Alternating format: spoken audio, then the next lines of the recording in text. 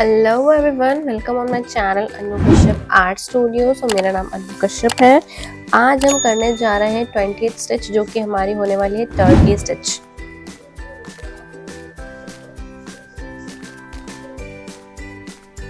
Turkey stitch को fluffy stitch भी कहते हैं।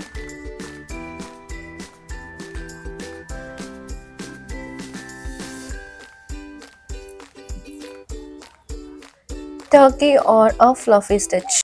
Turkey stitch is mainly used for a borders and also for a bridal hairs जो हम लोग क्रिएट करते हैं ना। अगर आपने hoops देखे होंगे, wedding hoops, तो उसमें ब्राइडल के हेयर बनाए जाते हैं, तो ये टेक्निक उसमें फॉलो होती है। So the Turkey stitch, also known as George's knot or flash stitch, is a versatile hand embroidery technique used to create a raised fluffy texture. It commonly used in projects like making fox fur, adding texture to animal embroidery, or create plush, rugs and pillows in miniature forms. Here's a guide to working the turkey stitch. So turkey stitch करने के लिए आप कोई भी shape ले सकते हो। हम जो आज फॉलो कर रहे हैं शेप को, वो हम करेंगे सर्कुलर शेप। तो गाइस, टर्की स्टिच करने के लिए मैंने सर्कुलर शेप को ड्रॉ कर लिया है और नीडल में थ्रेड को डाल लिया है। अब हम क्या करेंगे, इसमें बैक साइड में एंड नॉट नहीं लगाएंगे और इसे करने का तरीका भी कुछ अलग है। अब जो हम लोग फ्लफी स्टिच क्रिएट कर रहे हैं, उसके लिए हमारे जो नीडल होगी बैक टू फ्रंट नहीं आएगी, फ्रंट टू बैक जाएगी और इसकी नॉट हम लोग फ्रंट पे ही लगाएंगे। यहां से हम स्टार्ट कर रहे हैं।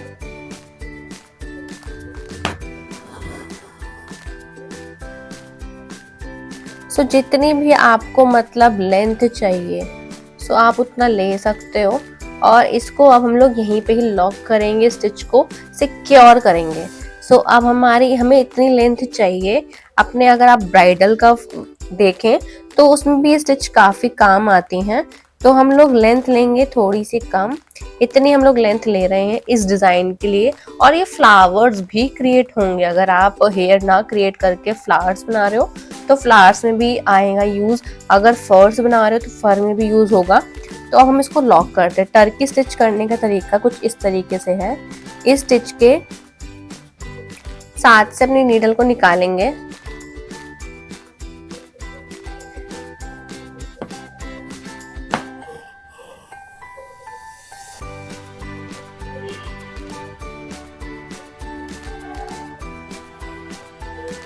सो हमें इतनी लेंथ चाहिए थी। हमने अपना नीडल निकाल लिया बाहर और इसी के साइड से ही वापस कर देंगे और इस स्टिच को लॉक कर देंगे। सो ये हमारी स्टिच लॉक हो गई है। ठीक है, अब ये कहीं नहीं जाएगी, लॉक हो चुकी है। अब दोबारा से अब हम करेंगे इसकी स्टार्टिंग। सो हमें जितना थ्रेड चाहिए था उतना हमने बाहर निकाल लिया और अपने स्टिच को लॉक कर दिया है। सो हमारा फर्स्ट स्टेप कंप्लीट हो जाता है फ्लफी स्टिच के लिए। अब जो हमारा नेक्स्ट स्टेप होगा, उसमें हमारी नीडल यहीं से ही वापस से ऊपर आएगी। यहाँ से हमारी नीडल ऊपर आई। अब हम लोग इसमें लूप्स क्रिएट करेंगे। लूप हम इतना रखेंगे, लूप। ठीक है, लूप हमने यहाँ रखा। कुछ 0.5 mm की मार्किंग से हमने वापस से नीडल को बैक कर दिया।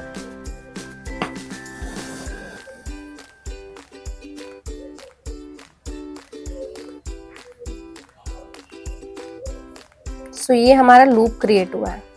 सो हमारा ये लूप बन गया है। अब हम इसको भी लॉक करेंगे टाइनी स्टिच के साथ।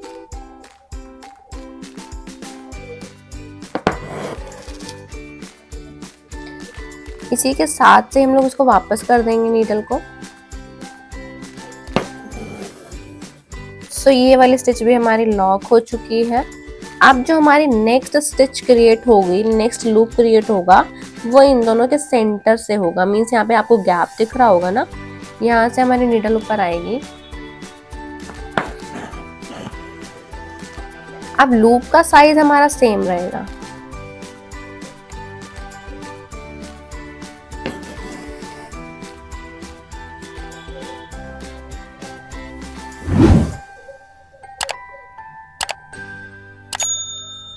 अब हम स्टिच को भी लॉक करेंगे और ऐसे कर करके हम अपना पूरा सर्कल कंप्लीट करेंगे।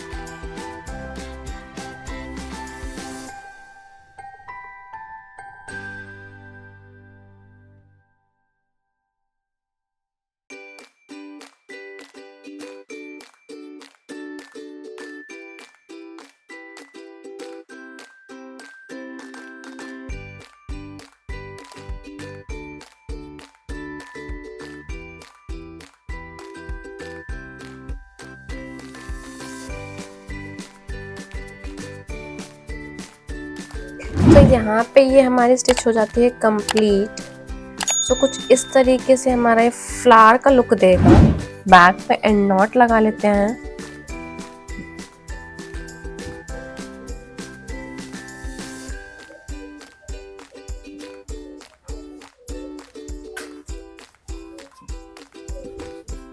तो टर्की या फ्लफी स्टिच का लुक कुछ इस तरीके से आएगा, बट ये हमने सिर्फ आउटलाइनिंग बताई है। आप चाहो तो और सर्कल करके सेम स्टिच कंटिन्यू कर सकते हो, बट मैं आगे इसका प्रोसेस और बताऊंगी। टर्की और फ्लफी स्टिच यहीं पे कंप्लीट होती है। हमने काफ़ी सुंदर फ्लावर का शेप क्रिएट करा। आप चाहो तो आगे चल के ब्राइडल का लुक भी ऐसे ही निकल के आएगा।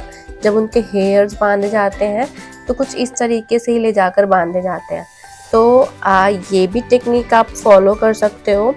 इसको यूज़ करने के काफ़ी सारे तरीके हैं। आप चाहो तो इनको इकट्ठा कर लो और यहाँ से कट कर दो, तो फर का लुक क्रिएट करेगा ये आपके लिए।